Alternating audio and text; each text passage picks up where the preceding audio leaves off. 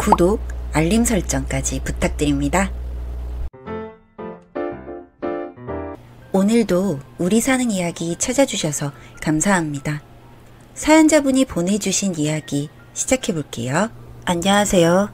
제 이야기를 해보고 싶어 이렇게 사연 보내게 되었습니다.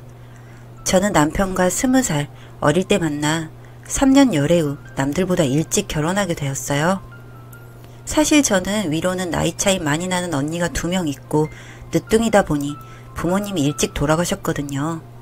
자연스레 언니들은 저를 자식처럼 키우다시피 했고 나이 차이가 있다 보니 언니들이 늦게 결혼을 한 편인데도 제가 고등학생이 되었을 때 첫째 언니가 결혼을 하고 20대 초반에 둘째 언니가 결혼을 하고 혼자가 된 저는 결혼을 빨리 하게 돼버린 것 같아요. 당연히 주변에 걱정도 많았습니다. 너무 어린 나이에 결혼한 거 아닌지, 너무 섣부른 판단을 한 것은 아닌지. 그런데 그 걱정을 비웃기라도 하는 듯 시댁 식구들은 부족한 저에게 너무나도 잘해주셨어요. 남편은 위로 형이 1명 있었어요. 형보다 먼저 결혼할 수 있었던 것도 시부모님과 아주버님께서 먼저 결혼해도 상관없다고, 좋은 사람 만났으면 서둘러 결혼하자고 허락을 해주셨고, 처음으로 맞이하는 며느리라며 남자만 있던 곳에 딸이 들어오니 분위기 자체가 달라지고 있다며 저를 너무 예뻐해 주셨습니다. 부모님의 사랑을 짧게 받았던 저에게 모자란 부분을 보상이라도 해주시려는 것처럼 시부모님이 많이 예뻐해 주셨어요. 그래서 사실 결혼 준비하면서 아주버님도 계시지만 집에 들어가서 살림을 배우고 분가하겠다고 말씀을 제가 먼저 드렸어요. 둘이서만 따로 잘 살 수 있을지 걱정이 되기는 했었거든요. 그런데 시부모님이 아니라고, 둘이 먼저 시작해보라고, 도움이 필요한 부분을 옆에서 도와주겠다며 둘이 먼저 시작하라며 잘할 수 있다고 응원을 해주시고 저희를 믿어주시더라고요. 그렇게 저희는 따로 독립하게 되었고 살림을 아무것도 모르는 저는 그냥 어린 아이들의 동거생활 같은 결혼생활을 보내게 되었죠. 이런 저를 보시고 시어머니는 나무라시는 것보다 신랑 몰래 현관문 앞에 반찬을 해놓고 저에게 문자 한 통 넣어주고는 했었죠. 그렇게 시부모님은 저를 딸처럼 하나하나 챙겨주며 살림을 챙겨주시기도 하고 알려주셨습니다. 그렇게 살림이 익숙해져 가던 때 임신을 하게 되었어요. 내가 잘할 수 있을까? 라는 걱정을 하며 시부모님께 제일 먼저 이 소식을 알렸죠. 정말 누구보다 기뻐하셨습니다. 아버님은 기쁨의 눈물도 보이실 만큼요. 그런데 제가 입덧이 너무 심해서 뭘 먹지도 못했어요. 그때 또 서러워지더라고요. 임시됐을 때 감정 기복이 심해진다더니 진짜 그렇더군요. 그런데 그런 제 마음을 읽었는지 시어머니가 연락을 하셨어요. 뭐 먹고 싶은 거 없냐고. 근데 먹고 싶은 것도 없이 입덧만 하니 움직이질 못하겠더라고요. 말할 기운도 없는 저에게 집에 가도 되겠냐며 제 허락을 물으시더군요. 저는 그때 누가 제 옆에서 저를 보살펴줬으면 했나봐요. 그런 저의 아이 같은 마음을 시어머니는 다 받아주셨습니다. 결혼하고 준비 없이 오시지 않으셨던 분인데 저를 생각해서 안 오시다가 집에 와주시는 시어머니가 그냥 어머니처럼 기대고만 싶어졌어요. 그렇게 저는 시어머니의 보살핌으로 막달까지 건강히 지낼 수 있었고 그 고통의 출산날이 되었습니다. 고통 속에 정신을 잃었고 눈을 떠보니 제 눈에 보이는 시부모님과 남편, 모두들 눈이 빨개져서 저만 바라보고 있었습니다. 제가 눈을 뜨자 모두들 표정이 환해지며 시어머니는 고생했다며 눈물을 훔치시고 아버님은 뒤돌아 흐느끼시고 남편은 저를 안아주었어요. 다행히 아이도 무사히 태어났고 제가 일어나기만을 기다렸다가 다 같이 만났습니다. 출산 후 산후조리원에서 지내다가 집으로 가려는데 시어머니가 며칠만 집에 가 있어도 되겠냐고, 본인이 살림 좀 도와주고 싶다고 부담 갖지 말라고 하시면서요. 원래는 보통 친정엄마가 있으면 해주시는 일들 시어머니는 그냥 당연히 본인 몫이라 생각하고 해주시는 그 모습에 저는 또 너무나 감동했습니다. 그리고 이렇게 아이까지 낳고 나니 저는 더욱더 결심했습니다. 시부모님이 아니고 그냥 우리 부모님이라 생각해야겠다고, 너무나 감사하다고, 우리 부모님, 우리 남편, 우리 아이 꼭 지켜내겠다고 집을 들어오며 다짐했습니다. 그런데 이렇게 행복하고 이쁘던 나날들이 한순간에 흔들리기 시작했습니다. 그 시작은 바로 아주버님의 결혼이었죠. 아주버님은 나이 차이가 좀 있는 분과 결혼을 하기로 하셨더라고요. 형님들 뿐이 저보다 어린 분이었지만 그만큼 빨리 친해질 수 있겠다는 생각부터 들었어요. 그렇게 이야기로만 전해 듣고 시부모님 그리고 아주버님과 형수 그리고 저희 부부와 딸 이렇게 식사 자리를 가지게 되었습니다. 형님들 분은 이쁘게 동글동글하게 생기셨더라고요. 시부모님도 첫째 며느리가 이쁘게 생겼네 라며 칭찬을 먼저 하실 정도로요. 그런데 거기서 형님이 감사합니다 엄마 라고 하시더라고요. 저는 살짝 당황했어요. 저는 지금까지 마음속으로 당연히 친어머니라 생각하고 있지만 항상 어머님이라는 호칭을 사용해 왔거든요. 그 순간 제가 당황한 표정을 읽었는지 형님은 아, 어머님은 너무 어려워 보이잖아요. 안 그래요, 동서? 라며 오히려 저에게 대묻더라고요. 순간 어버버거리니 시부모님은 호칭은 중요하지 않다며 앞으로 잘 지내보자며 인자하게 웃으셨고 저도 그 자리 분위기를 망치고 싶지 않았고 순간 제가 예민한 거라 생각하며 그때 그 일을 머릿속에서 지워버렸습니다. 그렇게 두 분은 결혼을 했고 신혼여행을 다녀와 다 같이 모이는 자리였습니다.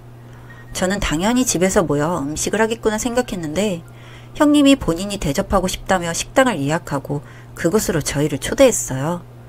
엄청 근사한 레스토랑이었고 코스로 나오는 음식이라 한 명당 식대를 생각하면 저는 못 갈 곳이었어요.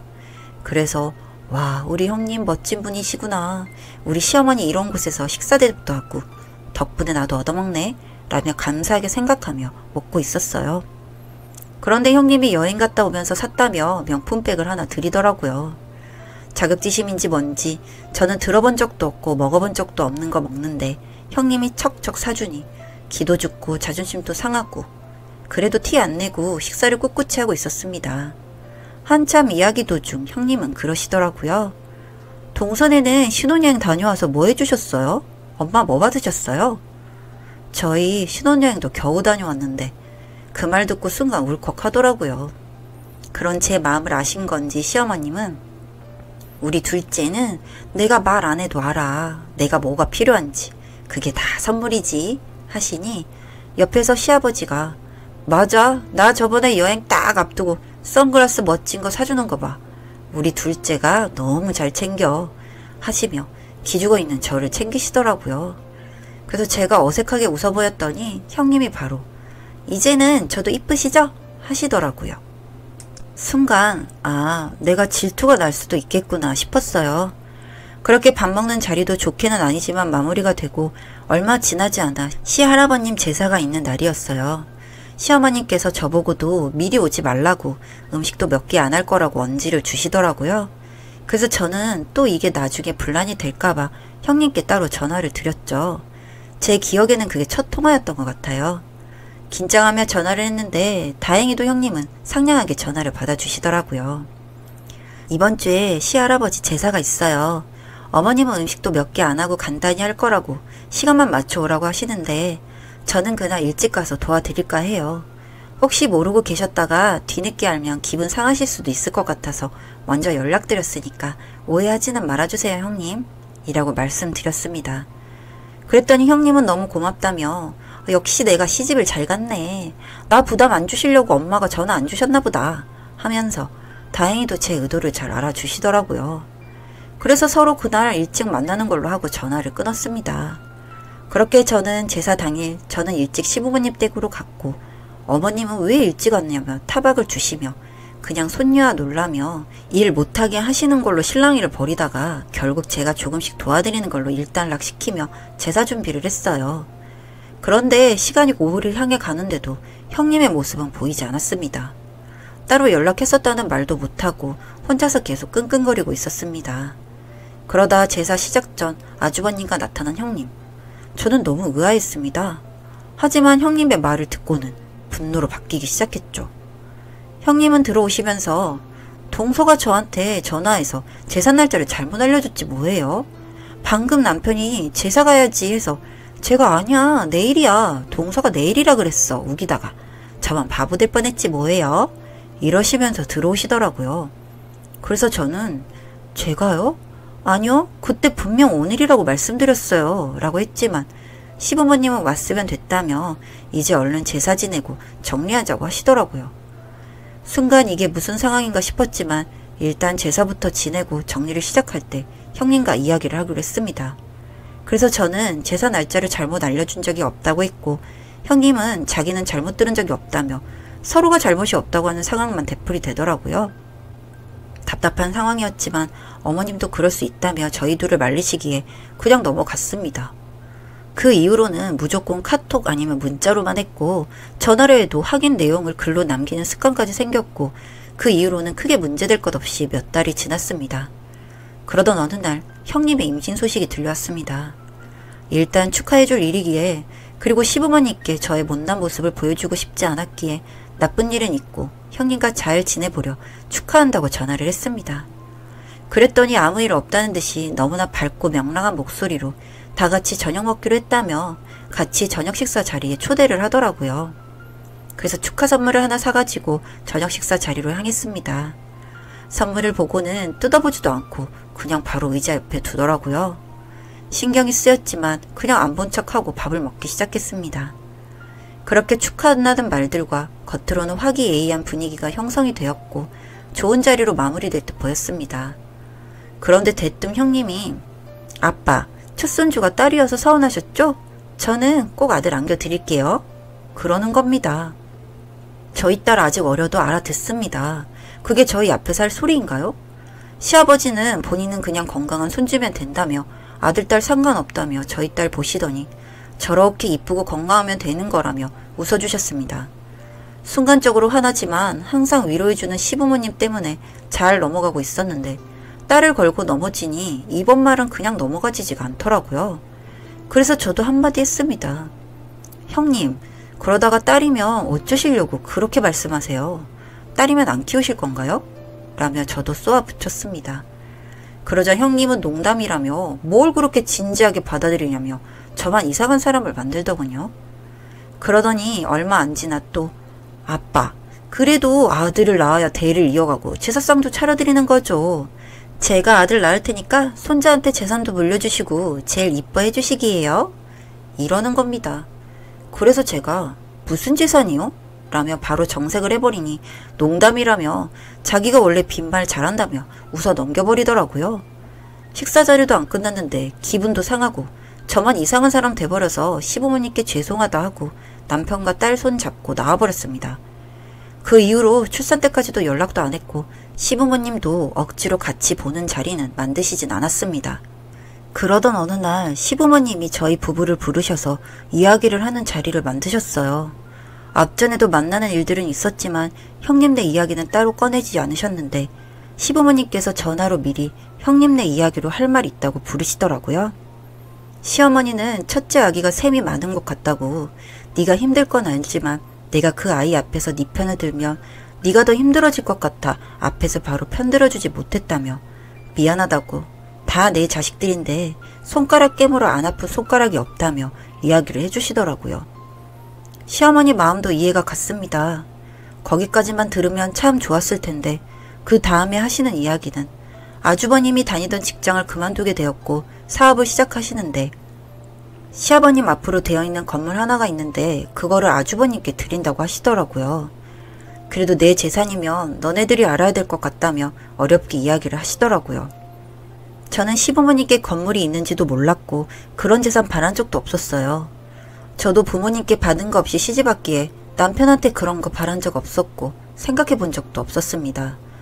그런데 그거를 너무 당당하게 요구하던 형님의 모습이 생각나면서 뭔가 서운하더라고요. 제가 도움을 요청해도 도와주셨을까 싶은 생각이 들면서요. 저는 사실대로 말씀드렸습니다. 저는 재산은 있는지도 몰랐기에 바란 적은 없지만 이렇게 바란다고 주시는 시부모님들께 왠지 모를 서운한 마음이 있는 거는 사실이라고. 하지만 이게 화나거나 분하거나 그런 건 아니라고. 그냥 뭔지 모를 서운함이라고 그것만 알아주셔도 좋을 것 같다고 말씀드렸어요. 그렇게 이야기 드리고 결국 건물은 형님네 차지가 되었고 정말 우습게도 사업을 쉽게 시작한 만큼 쉽게 망하더군요. 형님은 또다시 시댁에 도움을 요청했지만 더 이상은 해줄 수 있는 게 없다고 성 그어버리신 시댁에는 더 이상 엄마 아빠를 찾던 형님의 모습도 볼 수 없었습니다. 그것에 그치지 않고 시댁에 찾아와 소리를 지르며 끝을 보여줬다고 하더군요. 저는 그때 서운함을 밝힌 이후에도 계속 제 부모님이라 생각하는 마음은 변함이 없었기에 쭉 잘 지내오고 있었고요. 그리고 부모님께 그리하는 건 당연한 거였고요. 그러던 어느 날 시부모님이 저희 부부에게 토지대장을 하나 주시며 반은 아들 거, 반은 딸 거다 하시는 겁니다. 저는 보고 이게 뭔가 싶었습니다. 알고 보니 어머님 명의로 둔 땅이 있었는데 이제 더 오르기 전에 너희들 명의로 해놓는 게 좋겠다며 주시는 겁니다. 순간 저는 너무 부끄럽고 민망했습니다. 그래서 형님네 건물 준다고 서운하다고 했던 제 자신이 너무 창피하고 민망하다고 시부모님께 이야기했더니 시부모님이 이렇게 말씀하시더라고요. 우리 며느리로서 딸로서 장기 근속자한테 주는 상이야. 단기 근속자도 받았는데 뭐가 어떻다고 떳떳하게 받지를 못해? 착해가지고서는. 편하게 받아도 된다. 앞으로도 이렇게 착한 딸로 우리 곁에 있어주면 되는 거야. 라고 말씀하시며 절 안아주셨습니다. 그동안 어릴 때부터 받지 못한 부모님의 사랑에 항상 목말라 있던 저에게 따뜻하게 해주신 것만으로도 감사해하며 살아왔었는데 정말 몸둘 바를 모르겠더군요. 전 지금도 여전히 시부모님을 제 부모님이라 생각하며 살고 있고 부모님들도 저를 딸처럼 아껴주고 계십니다. 저 이 정도면 시집 잘 왔죠? 사연은 여기까지였고요. 우리 사는 이야기 시청해주셔서 감사합니다.